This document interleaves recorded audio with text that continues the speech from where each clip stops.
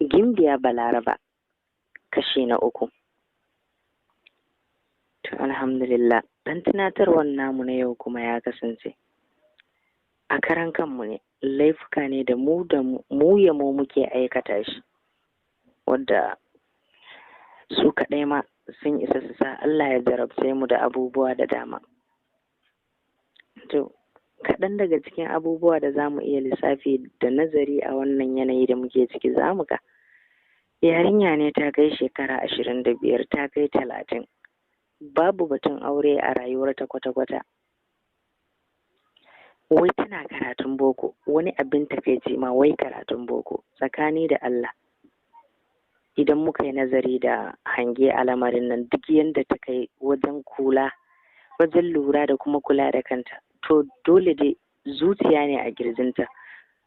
Ta yadda ta kai zuciyarta da riko da yake tare da abubuwa da ita, akwai zuciya wadda zai rika kawo mata wasu abubuwa da dama. Dole wani lokaci za ta ji tana buƙatar samun nutsuwa, dole wani lokaci za ta ji sha'awa ko kuma makamancin haka zalika. Kowa ya san cewa mata sun zarce wa maza wajen matsuwa da buƙata.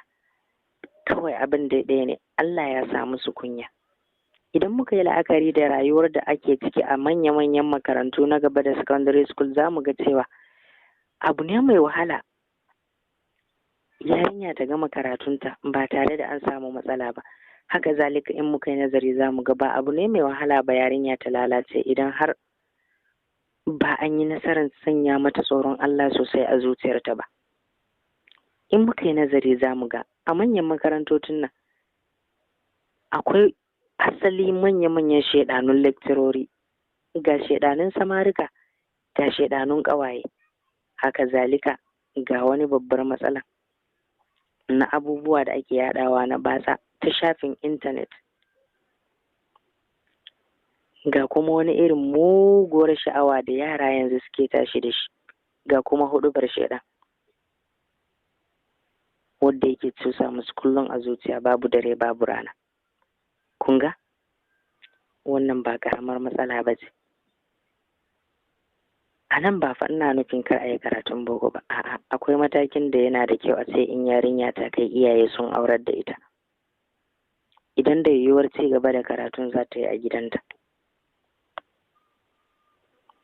Kar in cika ku da surutu, mu bar wannan haka, za mu ƙara wani a cikin littafi na gaba, Gimbiya Balaraba, littafi na 3, wanda ya samu rubutuwa daga Anti Binta. Ni ko mai nishaɗantar da ku na karanto muku shi yake cewa ai sauraro lafiya. Ɗakin soya balanta ta kalla, tana zabgawa harara tamkar da mutum take ji ce tana ciki tana jin ka munafukar banza kawai. A littafi da ya gabata, wato kashi na 2 inda muka kwana kenan, tashi Sallau ya je ya dinga buga kyauren ɗakin na yana shirga mata rashin mutunci, yana zagin soya matar mahaifin shi. Lantana ta ce ka yi mini daidai, ni dama na san za ku share min hawaye na. Sallau ne ya ci gaba da cewa soya ba ya ci gaba da ce mata mutunci tare da cewar tsintacciya kawai wacce ta fito daga yawon karuwanci, dole ne in ki koma garin ku na gado, masifancin bararo kawai, mai siffar bararo kawai. Nan dai kawai ya je ta zaginta tare da kare mata zagi, za ki zo ki lashe mu maiya kawai. Soya bana ciki tana kukan wannan cin mutunci da Sallau yake surfa mata. Motsin da ya ji daga waje ne ya saurin barin kofar Soya ba, inda ya je zauna kusa da Lantana. Duk a zaton sa Malam Tanko ne. Mamman ne ya shigo fuzum inda ya dawo daga yawon kallon kwallo kenan, ya zauna baki rijiya yana hamma tare da cewar Lantana ina abinci na, ban da shi. Lantana da faɗi haka a zafafa ta ci gaba da cewa gantalallen yawon banza, ka dawo kana gaya min wani ina abinci, ai ko ina da shi ba zan bayar ba. Mamman ya ce to karki bayar mana, aikin banza sai me, na san inda yake zan je in ɗeba. Ta ce zagi na za ka yi ne Mamman, wato ba za ka bar ni ji da abin da mahaifin ku ya min ba, za ka zo kana mini rashin kunya ko? Ya ce to me zan yi miki? Ya faɗi haka ciki da nuna babu damuwa a fuskar shi. Ya ci gaba da cewa karkarinta da yin ta mini ita matar tashi ko kuma ta yi miki, zo in zane ta ciki da waje ne kawai.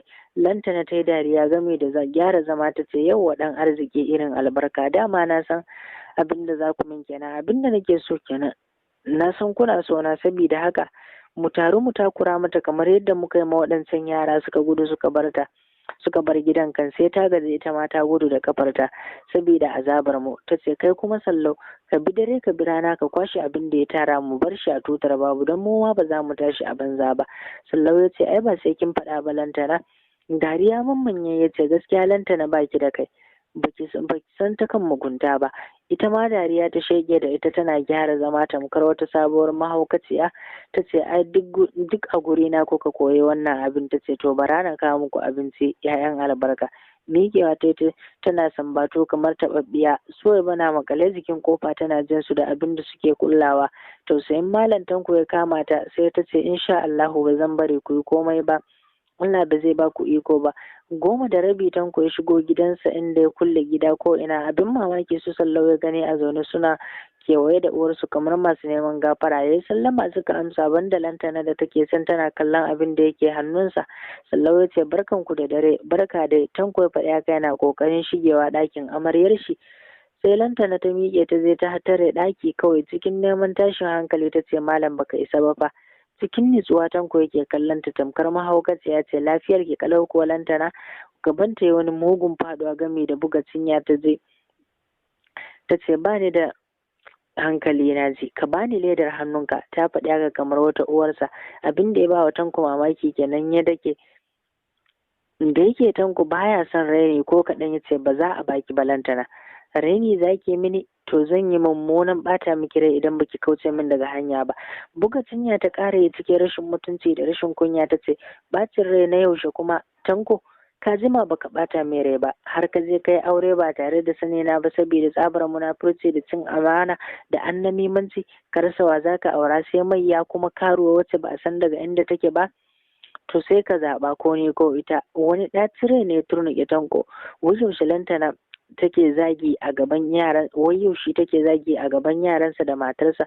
Ya fidda hannu ya tsinke ta da mari ya ƙara tare ta da mari ya hankaɗe ta faɗi a gurin ya shige ɗakin amaryar shi mai da kofa ya rufe garam. Kuka Lantana ta rushe da shi tana dukan kofan ɗaki gami da zagin Suwaiba tare da zagin ta uwa ta uba makota na jinta. Sallau yana ƙoƙarin janye ta daga gurin tana fincikewa ta ce Sallau kaga yadda malam ya fasa min hanci jini yana zuba ko. Da sauri ya ci ya lalubi tocilan da ke hannun shi ya kunna yana haska fuskar mahaifiyar tashi nan kuwa ya hango gurin marin nan gashi nan jini na zuba a hancinta. Da sauri ya ce mamman ka zo ka gani. Mamman ya taso a fusace ya kariso gurin yana duba tabbas jini ne ke fita a hancin mahaifiyar tasu. Ganin yadda malam yake ya mare ta ne ya sa mamman suke huci inda ya sa Lantana kawai ta ƙara hanzarewa tana kuka saboda ta san halin mamman da bakar zuciya. Suna cikin wani irin yanayi suka janye ta daga bakin kofar suna rarrashin ta nan suka yi mata alƙawarin ɗauka mata fansa akan Suwaiba tunda dai duk a dalilin ta Malam Tanko ya zubar mata da jini abinda bai taɓa faruwa ba. To su ma sun dauki alƙawarin sai sun zubar wa Suwaiba jini. Tun daga ranar kuwa Sallau suka matsa wa Suwaiba in har suna gidan to bata isa ta fito tsakiyar gida ba za su fara jefanta ko su sa mata kafa ta faɗi ko kuma su zubar mata da karkashi a kofar ɗaki ta taka ta faɗi ko kuma su yi mata wani abu. Haka zalika kuma maman na gefe suna ta kyalkyala mata dariya ko idan ta yi gigin wani abu su mata rashin mutunci in ta yi girki su kwashe su cinye in ta yi magana su zage ta. A ranar da Sallau ya ɗauki cokali mai yatsu kenan ya saka mata a goshi bayan ta fito daga banɗaki ai kuwa kankace kobo jini ya tsinke mata sai ya take wuri ya kumbura ta dafe tana wani irin jin zoki da zafi. Lantana da take kan kujera na yar tsugunno tana tsintar shinkafa ta yi dariya tare da cewar kayi min daidai dan albarka Sallau. Allah sarki rayuwa kenan. Suwaiba ne ta dago tana kallon Sallau da ke tsaye zuba mata ido kawai yana jiran ta tanka masa ne ya mata wani wankin babban bargo. Ta fi minti 5 tana kallon shi ta gaza furta ko da kalma ɗaya saboda tana tunanin yin magana a yadda suke dinnan ga su kaɗai ne a gida sai su mata dukan tsiya ko kashe ta ne ma su. Ta wuce ɗakinta abinta jini na ɗiga a goshinta inda suka kwashe da dariya suna nuna ta da hannu. Lantana kamar da ta tuntsira dan dariya ta ce kai ta isa ta yi magana ne? Mamman ne ce wallahi na ɗauka ma ramawa za ta yi, da ta ga ta kanta na ga tana kallon ka ne. Sallau ya zabura ya ce ta rama, ai lallai da ta taro wa kanta masifa da bala'i a gidan uban nan nawa. Lantana ta ce duk dai ku rabu da ita kawai, abinda za mu kulla mata kenan, ana kwana biyu za ka je ta bar gidan, yanzu ku zo ku je in faɗa muku.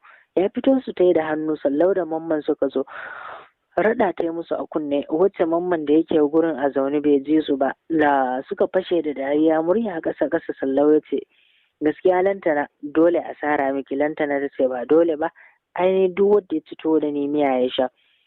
Lokacin da Malam Tanko ya dawo ya ga goshin Suwaiba a fashe, da ya tambayar duniyar nan me ya faru, ta ki faɗa masa. Inda ya rabu da ita kawai ya samo mata magani ta sha ta kwanta. Nan fa bacci ya ɗauke ta.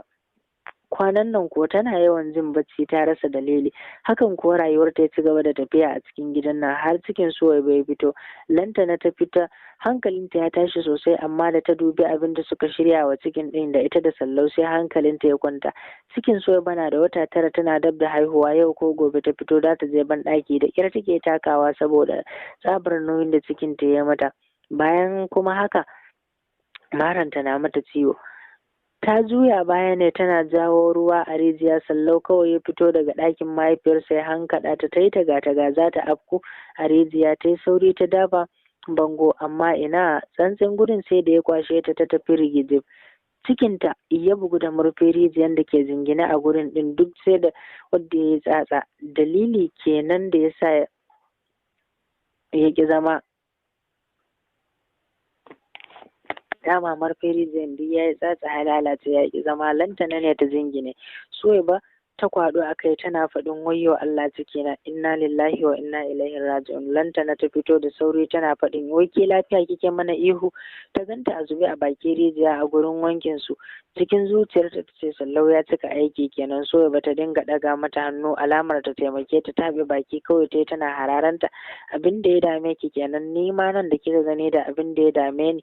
Babu abin da zai sa in taimake ki, babu wacce take taimaka mini, sabida haka ki je ki karata. Inda ta koma ɗakinta ta je tana waƙe-waƙenta. Sallau na ficewa daga gidan babu abin da ya dame shi, abin shi ya tafiyarsa saboda ya yi abin da zai a rayuwar shi. Suwaiba ta miƙe ta riƙe cikinta tana fidda numfashi sama tana ƙoƙarin tashi daga gurin ta kasa, sai ta koma kawai ta kwanta tana salati game da addu'o'i, tana fatan dai idan mutuwa sai ta zo mata Allah ya sa ta cika da kalmar shahada.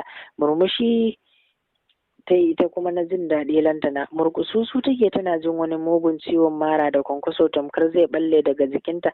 Tun tana iya yin addu'a a fili har ta gaza yi ta dawo ya zuciyarta. Lantana ne ta fito daga ɗaki, hannunta rike da buta, da alamar ma ban ɗaki za ta shiga. Ta ga Suwaiba kwance a bakin rijiya, banda numfashi babu abin da take. Farin ciki ne ya kama ta, ta ƙariso gurin ta dake cikin Suwaiba da kafanta tana dariya tare da cewa shegiya yar matsiyata, yar daɗi miji. Yanzu shi malam ɗin ne zai yi miki ciki, to sai ya zo ya karɓa miki haihuwar, shi da ya ɗirka miki wannan shegin ciki.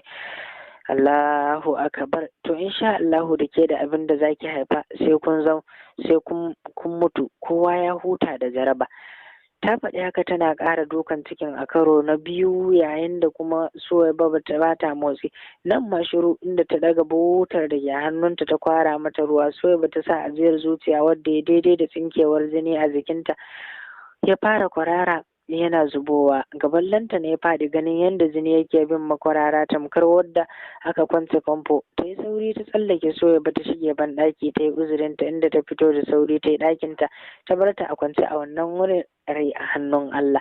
Haka ta shige cikin ɗaki ta bar ta. Atika ne ta shigo da sallama, ita ɗin ma nata tsohon cikin na nan, dama tare suke zuwa awo, kusan kullum sukan jera. Takan zo gidansu gurin Suwaiba, za su yi hiransu duk dai kan ta haihu ne. Lantana kawai ta yana jin haushi, tana zuba musu habaici ba su kula ta. Inna lillahi wa inna ilaihi raji'un. Abinda Atika ta faɗa kenan. Ta kan Suwaiba tana kokarin tashinta, amma ina ta kasa sakamakon yanda jinin Suwaiba ya zuba jikinta babu kwari. Bakinta a bushe ta ce mutuwa zan yi Atika, ki ce wa babanku ya gafarce ni, ba ni da rabon komawa domin in ga dangina. Don Allah duk abin da na haifa ki riƙe min shi a hannunki, na baki amanar shi. Atika ta fashe da kuka tare da cewar ba za ki mutu ba insha Allahu, za ki goyi ɗanki da hannunki. So ba ta rinsa idonta tare da cije baki cikin wahalan jin abin da take ji ne yasa take kokarin danno abin da yake kokarin danno kansa ta kasanta, ta rinka sakin nishi a galabai. Sai Atika ne ta kwantar da ita a gurin, ta miƙe zuwa ɗaki da zafin nama ta yi ɗakin lantana da sauri. Tana zaune kan taburma da mafici a hannunta, ta ware waƙoƙin Barmana Coge a cikin rediyon ta, sai sauraro take tana nishaɗi, tana bin waƙar cikin ƙwarewa tamkar ita ce take rera waƙar ɗin. Atika ta lalubi fuskarta jike da ruwan hawaye cikin tashin hankali ta ce, lantana ki kawo taimako don girman Allah. Suwaiba ce za ta haihu, jini na ta kwarara daga jikinta. Wani kallon banza ta yi mata ta ce, ki fice min daga ɗaki munafukar banza munafukar hobi. Ni ce na mata cikin da zaki zo ki ce in taimaka mata, ko kuma da haka kowa ai da haka ya haihu. Lokacin da nake haihuwa uwarki ta taimaka mini ne? Da sauri Atika ta fice daga ɗakin, tana mamaki rashin imani irin na lantana. Ta waje da sauri domin ta kira Goggo Shatu, matar Liman. Ita ko lantana jin ficewar Atika daga gidan ta miƙe daga inda take, daga lalubin da take yi tana leƙen Suwaiba a kwance har a halin yanzu bata san wanda yake kanta ba. Dogon tsaki ta ja, ta sake labulanta, ta sake gyara shi sosai saboda ta ci gaba da jin waƙoƙinta. Babu abin da ya dame ta ko kaɗan a rayuwarta, ta ci gaba da abin da take yi. Goggo Shatu da Atika ne suka shigo da tashin hankali. Har yanzu Suwaiba na kwance baki rijiyan nan kuwa jini na nan fita ta kasanta, numfashi kawai take kaiwa da komowa yana suna ƙarisowa wurin ko zuwa Goggo Shatu ta ɗaga mata hannu tana motsi da bakinta. Da sauri Goggo ta ƙarisa gurin da take kwance, ta ɗago ta tana nanata mata inna lillahi wa inna ilaihi raji'un. Ta ce, Atika maza ki zo ki kama mini ita mu shige ɗaki, haihuwa za ta yi. Atika ta zo ta kama Suwaiba suka shige ɗakinta. Nishi take yi inda ta cika tana cikin garari da tsabar wahala da take sha, kan ɗin ya fito, amma tsabar galabaita ya hana shi yunkurin fitowa. Ita ma Suwaiba duk ƙarfinta ya gama karewa saboda nishin wahala kaɗai a halin yanzu take yi. Lantana na ɗakinta ta sake labule tana jin waƙe-waƙenta, ba abin da ya dame ta. Goggo ta ce, da Allah ki je ki karɓo min rubutu a gurin malam, na san ya gama. Atika ta numfasa ta fice da sauri tana tausayawa Suwaiba ganin jinin da yake zuba a jikinta ga wahala da ta sha. Dama haka mata suke wahala gurin haihuwa. Ita take ta fara jin tsoro ranar da haihuwanta zai zo mata. Tana fita suka ci karo da Sallau ya shigo gida, saura kaɗan ya buge ta kauce. Sallau ya ja tsaya na ɗora mata ashar. Ni fa ba wanki ba ne da ba za ki gaishe ni ba? Ta ce Sallau. Suwaiba ce babu lafiya za ta haihu, ka je ka kira babanmu. Dariya ya fashe da dariya cikin mugunta ya ce, Allah sa ta mutu sai na je na kira shi. Ke ma kin san dai gurin aikin shi, ki je ki kira shi mana in har kin damu da ya zo din. Ya yi wucewar su ciki ya bar ta a tsaye, inda ta fita da sauri tana share hawaye. Ta tafi har bakin wurin tana tunani da bakin ciki da bakin hali irin na lantana da yaranta. Tuni malam ya kammala rubutu na naƙuda inda ya fito da shi, ganin yara ne za su bata masa lokaci ya hango lantana ya tsaya da rubutun. Ta gaishe shi, ya bata rubutu, ta karɓa ya mika mata ya ce maza a je a bata insha Allahu za ta sauka lafiya. Atika ta karɓi rubutu tana godiya. Ta juya za ta tafi kawai ta tsaya ta ce, malam babanmu na gurin aiki bai san halin da take ciki ba. Aisha malam ya faɗi haka tare da zindir kai ce, maza yanzu nan zan tashi yara su faɗa masa je ki kawai, ko ni da kaina zan je. Kai mata rubutun. Da sauri ta tafi tana kai wa Suwaiba addu'a Allah ya sauke ta lafiya. Goggo Shatu sai gumi take sharbewa game da wahala, ganin duk iya bakin kokarin ta yi akan Suwaiba ta yi wani yunkuri. Ai kuwa abu ya gagara, ko yaro zai faɗo ta kasa yi. Sabili da ƙarfinta da ya ga mare karewa, ita dai tana kwance bata san wace duniya take ciki ba. Goggo ta firgita ganin yadda jini ke fita har yanzu gashi ba a haihu ba. Tabbas fitan jini ga mace mai naƙuda hatsari ne, ba a so. An fi son idan mace ta haihu sai jini ya fito a duk lokacin da karancin duk da karancin wayewan kai. Goggo Shatu ta fahimci Suwaiba na cikin hatsari ba karami ba, shi yasa ta tsinke da al'amarin. Addu'a kawai take yi tana tofa mata. Ta miƙe ta fita domin ba za ta iya aikin nan ita ɗaya ba. Tana tsoron ta fita kuma ta je ta kira ungozuma, inda ta ɗaga labulen ɗakin Lantana. Lantana ta rage rediyon ta, tana mata wani irin mugun kallo game da ya matsa fuska. Lantana, ki ji tsoron Allah, ki ji tsoron ranar komawar ki ga Allah. Mene duniya Lantana? Kishiyar ki na naƙuda kika bar ta har ta galabaita ba tare da kin je kin sanar da mu ba. Duk wanda ya nagari dan kanshi. Lantana ta harzuka ta ce, kin ga Shatu, ba na son kini bibi da iskancin banza fa. Kun san yarinyar nan ba za ta iya haihuwa da kanta ba, shine ba ku bata mai kula da ita ba, kuka mata aure domin ku bata mini rai. To ta Allah ba ta ku ba, sai ki je ki nemi wanda ya mata cikin ya zo ya karbi haihuwan, aikin banza. Amma ni kar ki sake ki kani cikin lamarin nan.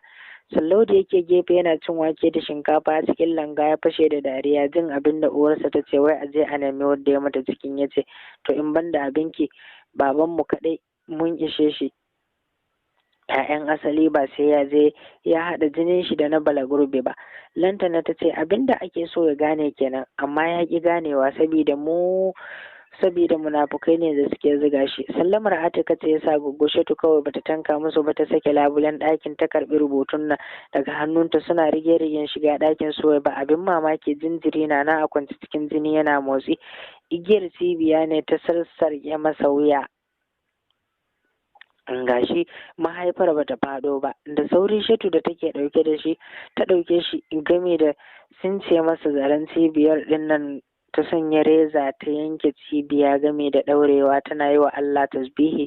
Ta miƙa wa Atika yaro, ta je ta ɗaga Suwaiba tana ƙoƙarin ba ta rubutu domin a samu mabiya ta faɗo. Sai ga Suwaiba ta koma sharaf ta kwanta. Allahu akbar, inda rai yayi halinsa kenan. Suwaiba ta amsa kiran mahalici. Inna lillahi wa inna ilaihi raji'un. Abinda ta iya nanatawa kenan take faɗa. Jikinta sai rawa ke. Ta kalli Atika da take tsaye a gurin, gabanta na faduwa. Ta ce, Suwaiba ta riga mu gidan gaskiya. Kafin ta ƙarisa, Malam Tanko ya ɗaga labulen ɗakin da tashin hankali. Ya ga Suwaiba a kwance a ƙasa lullube da zani. Da sauri ya yaye zanin ɗin yana kiran sunan Suwaiba.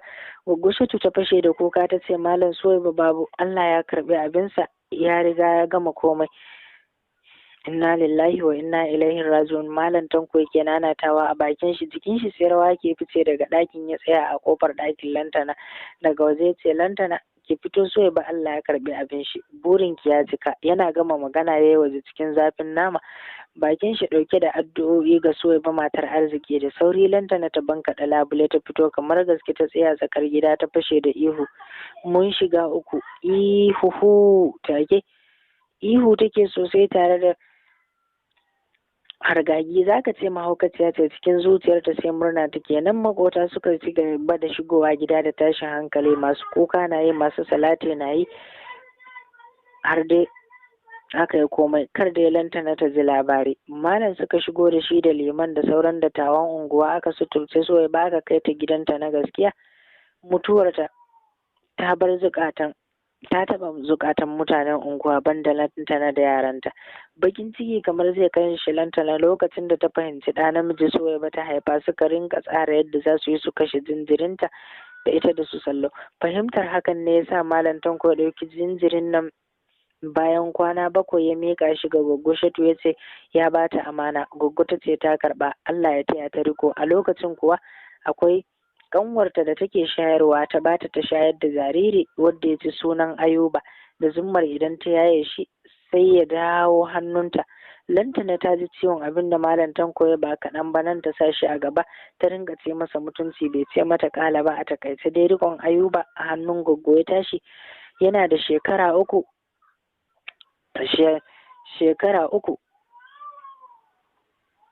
a duniya.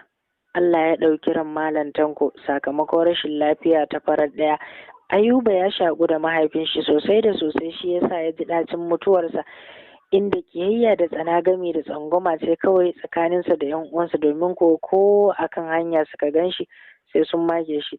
Lokacin da aka zo rabon gado kuwa gadon sallau da lantana cewa suka yi Ayuba ba shi da gadon ubansu domin ba dan halak bane. Sai da malam liman ya tsaya da gaske tukunna akan lamarin nan sannan aka fitar wa Ayuba da gadon sana a cikin ubansa.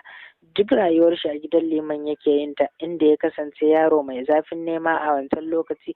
Duk abin da ya taba sai ya zama kuɗi. Sallau ya saka shi a gaba da bakin ciki da hasada, duk inda ya san yana zuwa nema sai ya je ya bata shi a wannan waje. Haka ya ci gaba da rayuwar shi. To da yake a wannan lokaci Sallau ya yi aure, inda ya auri wata yarinya yar yayar lantana mai suna Fatsima. Suna kiranta da uwa. Yarinya ce mara kunyan gaske, inda ba ta ganin girman kowa, ba ta ganin kowa da gashi. Babba da yaro har mahaifiyarta fito na fito take yi da ita. Ba ta da aiki sai yawon tallace-tallace har aka yi auren uwa. Tana fita kofan gida da kasko tana soyan awara, gefe guda kuwa akwai gyada a faranti da kulle-kulle a leda irin su marau-marau da dai sauransu. Haka take tana matarsa ai ta shirme. Idan kuwa har akan harkan dillanci ne to tana abubuwa ba wasa. In takaice muku da zance dai ita ce take ciyar da Sallau, domin ko shi ya zauna zuciyarsa a mace ya ƙi ya fita ya nema. Gwara ma maman shi gara ma mamman kai yakan dan fita ya nema ya buge bugensa ya samu na kashewa. Ita ko lantana kasuwanni take bi tana tallan zogalai da guli, da wannan suke samun abin da za su kai bakin su. To daga wannan lokaci ko daga lantana har Sallau, inda suka sa Ayuba a gaba da kyashi gami da hasada, wadda Hausawa suka ce hasada ga mai rabo take ce. Ayuba ya shagu da yar uwar shi Atika, domin duk wani sirrin shi da ita da Goggo da komai suke yi komai. Goggo Shatu marikiyar shi. Haka suka ci gaba da rayuwa tare da ƙiyayya da tsangwama a gurin yan uwan shi, amma duk da haka bai fasa zumunci da su ba. Hafsatu ita ce Ayuba ya amince da ta zama uwar 'ya'yan shi, domin ya yaba da tarbiyyar ta game da nutsuwa da kamun kanta. Yar makotan su Atika ce yayar shi, ita ma mahaifinta ya rasu. Haka dai malam liman ya tsaya masa, aka yi musu aure tsayin daka ganin tabbatuwar aurensa. Nan take gidansu a ɓangaren shi ya gyara ya komai. Ɓangaren gadonsa uwa da lantana suka ce da wa Allah ya haɗa su, suka sanya ta a gaba. Babu irin muguntan da ba su mata. Yarinyar nan duk ta kawar da su, tana zamanta cikin aikin auren uwa take, tamkar ita ce take aurenta. Inda Allah ya taimake ta, malantana ba ta ini a gida, sai yamma take dawowa. Daga zaran ta dawo za ta kwala mata kira ta fara zage-zage, ta yi ta sa ta aikin wahala. Lokacin da ta samu ciki ma ba su bar ta huta ba. Kullum idan Ayuba ya shigo gida ya ga wahalar da take yi, bakin ciki yakan kama shi, gashi ba shi da bakin magana. Lantana za ta tsigale shi. Kullum idan suka shiga ɗaki zai ta rarrashin ta ya ce ta yi haƙuri, shi ma baya son wannan wahalar da take yi. Da yana da hali da ya kama mata ko da haya ne ko ɗaki ɗaya ne, to babu hali, domin duk wasu hanyoyin samun sa Sallau ya shiga ya fita, ya raba su da shi da asiri da kuma zugan mutane cewar sakar wani yadda ya hulɗa da shi, domin kuwa ko ɗan gari ne zai cuce shi, domin ko ba ɗan gari ba ne zai cuce shi gudu. To a wannan lokaci akwai karancin ilimi gami da wayewa. Jama'a suka dinga gudun Ayuba. Tun daga wannan lokaci dai ya daina sana'a, sai dai ya fita ya ɗan yi buge-buge ya dawo gida. A lokacin kuma uwa tana da yara biyu, namiji da kuma mace, wato Mairo da Shamsiya. To tun Iro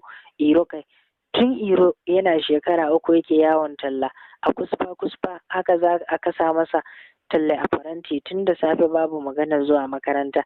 Haka kuwa ake zaman doya da manja a gidan, domin mamman ma ya yi aure. Shi ma matar shi tana nan a gidan, mai suna Halima. Ita ce kawai dai ta kasance mace mai sauƙin kai gami da hankali. Kwata-kwata ba ta ƙaunar abin da lantana suke yi wa Hafsatu, matar Ayuba. Haka zalika za ta yi ta zanta a jiki, tana tausarta. Nan kuwa uwa ta ce da wa Allah ya haɗa su, inda suka shiga suka fita sai dai su zuba masu rashin mutunci da habaici. Daga nan ta ɗauki gaba da Halima, duk da dai akan tana kula da Hafsa ne kawai. Nan kuwa lantana dama mace ce mai mugun kwaɗayi, kasancewar mamman duk ya fi su samu ne, yasa ba ta son laifinsa. ko kuma na matar shi. Wannan dalili yasa ta kyale ta take kula da Hafsatu din dan kar ma ta daina bata abinci da kayan daɗi in mamman ya sayo din, domin kwata-kwata ya ma manta da wata wailantana a rayuwa da matar shi yake yi. Idan an yi magana ya ce ai tana fita ne ma ta ci da kanta mana, shi ma a halin yanzu nauyi ya masa yawa a kan shi.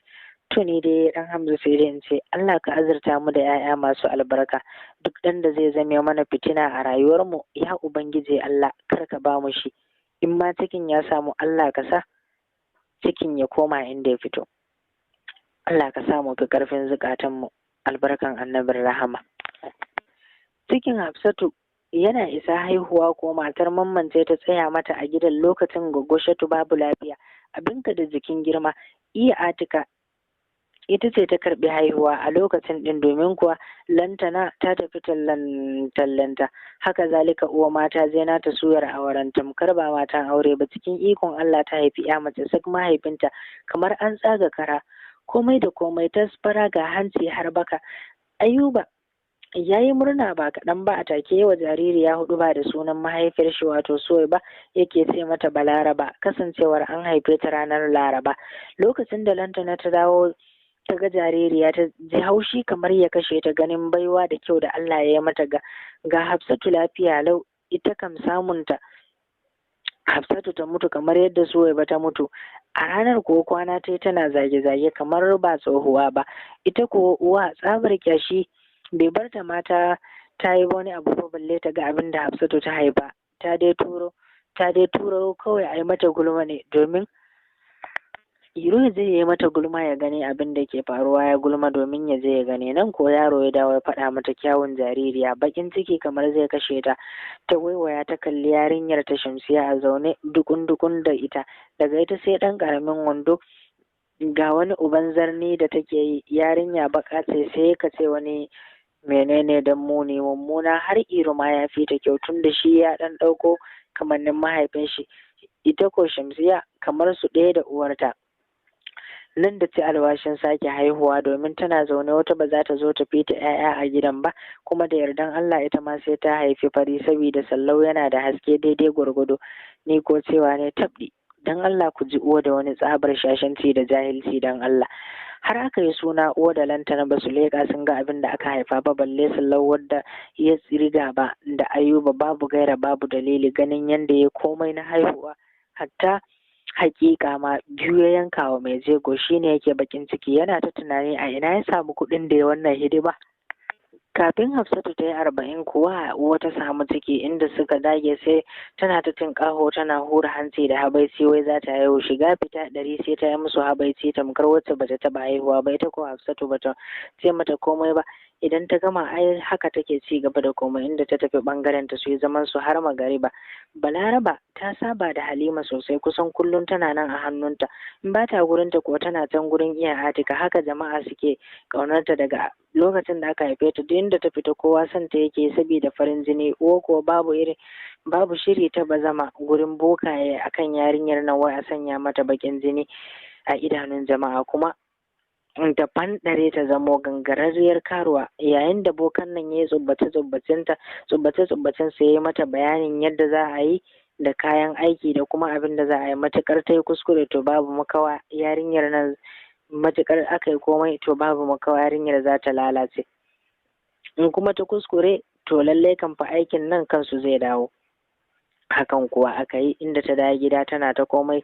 Yayin da ta dawo tana hakika tsohon ciki a jikinta, sai da ta bari dare yayi sosai kuwa ta jingine shi jikin ɗakin shi, sannan ta fito daga manyan duwatsun da suke wurin murhun, ta tona wurin ɗin da wuka sai da ya zurfi, sannan ta saka wasu layu manya a wurin ɗin guda 2. Da sauri ta mayar da ƙasan gurin ta binne, ta ɗora dutsen nan a kai.